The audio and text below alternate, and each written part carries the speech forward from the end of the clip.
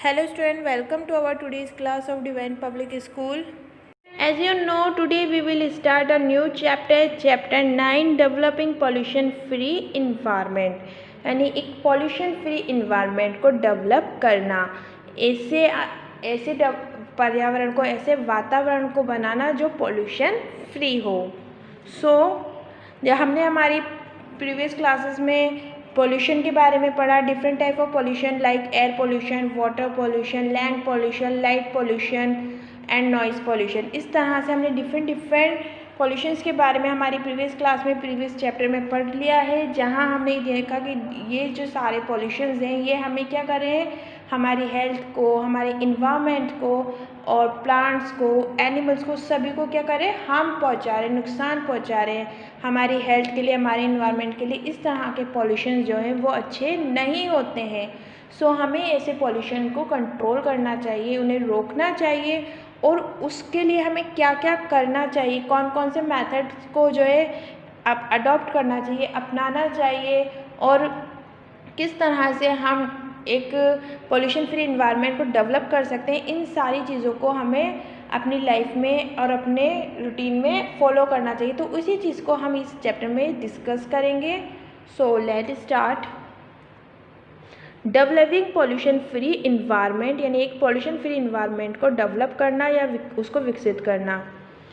Our environment is the combination of both living and non living things. हमारा जो इन्वायरमेंट है वो कॉम्बिनेशन है किसका, living and non living things का. यानी हमारे इन्वायरमेंट में हमें living and non living things दोनों ही मिलती हैं और इन दोनों को ही मिलाकर एक इन्वायरमेंट बनता है. हमारा एनवायरनमेंट किससे बनता है, living and non living things से ही बनता है. Our environment is a combination of both living and non living things. Living things are depend on non living things. और जितनी भी लिविंग थिंग्स हैं, चाहे ह्यूमन्स हों, प्लांट्स हों, एनिमल्स हों, ये सब क्या है, नॉन लिविंग थिंग्स पे डिपेंड होते हैं. Many living things like plants need non-living things such as water, air and sunlight. Living things जैसे प्लांट्स हैं तो इन्हें भी नॉन लिविंग थिंग्स की ज़रूरत होती है, जैसे water, air and sunlight. Water, air and sunlight ये क्या है, नॉन लिविंग थिंग्स हैं, लेकिन इनकी हमें ज़रूरत होती है. जैसे प्लांट्स को ग्रो करने के लिए वाटर, एयर एंड सनलाइट की ज़रूरत होती है. Human beings are also depend on water, air and heat. और ह्यूमन बींग्स भी जो है यानी हम लोग जो हैं, इंसान जो हैं, वो भी डिपेंड होते हैं on water, air and heat पर. हमें भी पानी की, हवा की और सनलाइट की ज़रूरत होती है. हम भी बिना पानी के हमारी लाइफ पॉसिबल नहीं है, एयर के बिना हम ब्रीथ नहीं कर सकते. एंड सनलाइट भी हमारे लिए बहुत इम्पॉर्टेंट होती है. सनलाइट से हमें क्या मिलता है, विटामिन डी मिलता है जो हमारी हेल्थ के लिए अच्छा होता है. प्लस हमारे आसपास जो भी मॉइस्चर होता है, नमी होती है, तो इसको भी दूर करने के लिए, ठंड को दूर करने के लिए भी हमें सनलाइट की ज़रूरत होती है. तो हम इंसान हो, प्लांट्स हो या एनिमल्स हो, सभी जो है नॉन लिविंग थिंग्स पर डिपेंडेंट है, like air, water and sunlight. इस तरह की जो नॉन लिविंग थिंग्स है इन पर हम डिपेंडेंट हैं.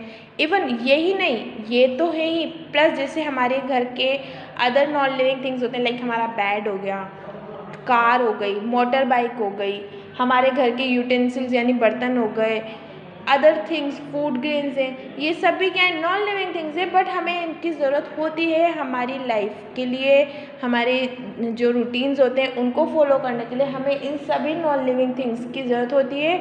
एंड हमारा environment living and non living things के कॉम्बिनेशन से ही बनता है. Thus it is vital to maintain a balance between the two. और ये बहुत ज़रूरी है इन दोनों के, living and non living things के बीच में बैलेंस बनाए रखने के लिए, संतुलन बनाए रखने के लिए ये बहुत ज़रूरी है कि हम जो है लिविंग थिंग्स जो है नॉन लिविंग थिंग्स पे डिपेंड जो होते हैं, ये एक बहुत इम्पॉर्टेंट होता है ताकि बैलेंस जो है नेचर का वो बना रहे. A healthy environment provide coexistence of living and non living things. एक healthy environment जो है प्रोवाइड कराता है क्या, coexistence of living and non living things के बीच में कोएक्सिस्टेंस को प्रोवाइड करता है। यानी जो हमारा एक बैलेंस है कि लिविंग थिंग्स जो है नॉन लिविंग थिंग्स के ऊपर डिपेंडेंट है, और बहुत सारी बार ऐसा होता है कि कुछ नॉन लिविंग थिंग्स ज़रूरत से ज़्यादा हो जाएं तो भी हमारे लिए अच्छी नहीं होती। तो एक बैलेंस बना रहता है, और किसकी वजह से बना रहता है, वो हेल्दी इन्वायरमेंट की वजह से। तो एक हेल्दी इन्वायरमेंट जो है हमें प्रोवाइड कराता है coexistence between living and non living things, के living and non living things के बीच में हमें एक कोएक्सिस्टेंस ये जो है वो हमें प्रोवाइड कराता है environment. It must be clean because a clean surrounding help us to remain healthy.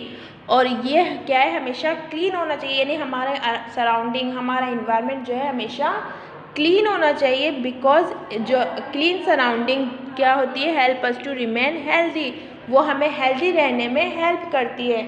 अगर हमारे आसपास सफाई रहेगी, क्लीन रहेगा हमारा इन्वायरमेंट, हेल्दी रहेगा, तो हमें क्लीन एयर मिलेगी, क्लीन वाटर मिलेगा, जिससे हम क्लीन एयर की हेल्प से अच्छे से ब्रीथ कर सकते हैं।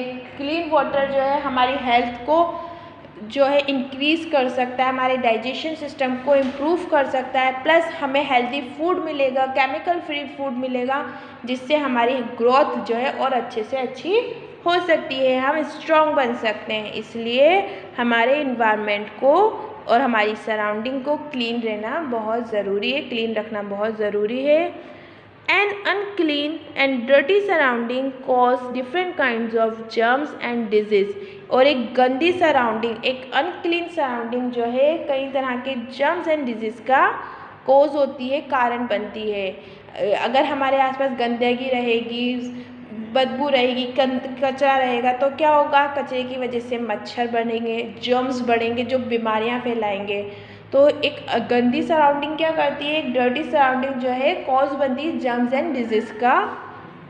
It is also major cause of environmental degradation. और ये इन्वायरमेंटल डिग्रेडेशन का भी कारण बनती है, यानी हमारे इन्वायरमेंट की दुर्दशा, बुरी कंडीशन का भी कारण बनती है। और इसी वजह से क्या होता है, बहुत सारा पॉल्यूशन जो है वो बढ़ता चला जाता है। तो इसलिए क्या करना चाहिए, हमें हमारी सराउंडिंग को क्लीन रखना चाहिए।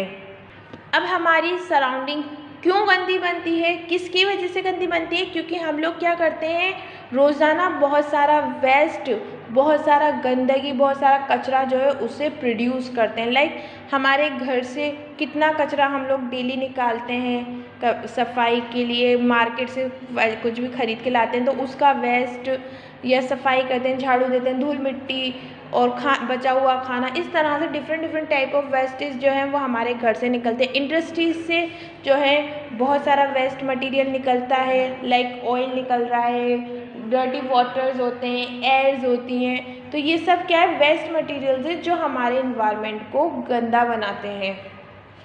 तो वेस्ट प्रोड्यूस्ड एवरीडे, रोज़ाना जो है वेस्ट प्रोड्यूस्ड हो रहा है। We produce huge amount of waste, हम लोग जो है बहुत सारा वेस्ट जो है रोज़ प्रोड्यूस करते हैं। जैसे अभी मैं बताया कि हम लोग क्या करें, डेली बहुत सारा कचरा जो है वो करते रहते हैं। It has been estimated that in a year single person produce garbage about 10 time of his own body weight. और ये एस्टिमेट किया गया है, ऐसी जानकारी ली गई है, खोज की गई है कि एक सिंगल पर्सन यानी एक इंसान जो है, एक अकेला इंसान पूरे साल भर में अपनी खुद की बॉडी वेट का 10 गुना वेस्ट जो है वो प्रोड्यूस करता है। यानी आप अकेले साल भर में, आप अकेले क्या करें, साल भर के अंदर अपनी बॉडी के वेट का, यानी मान लीजिए आपका बॉडी वेट है 40 kg, यानी 40 किलो आपका वेट है, तो 40 किलो को 10 से मल्टीपल कर दीजिए, तो इतना वेस्ट आप अकेले जो है पूरे साल में प्रोड्यूस करते हैं। तो अपने अकेले के बॉडी वेट का 10 गुना वेट जो वेस्ट मटेरियल है वो हम लोग साल भर में प्रोड्यूस कर देते हैं, जो कि एक बुरी बात है, ये अच्छी बात नहीं होती, क्योंकि हम जितना वेस्ट प्रोड्यूस करते हैं वो उतना ही हमारे इन्वायरमेंट को नुकसान पहुंचाता है।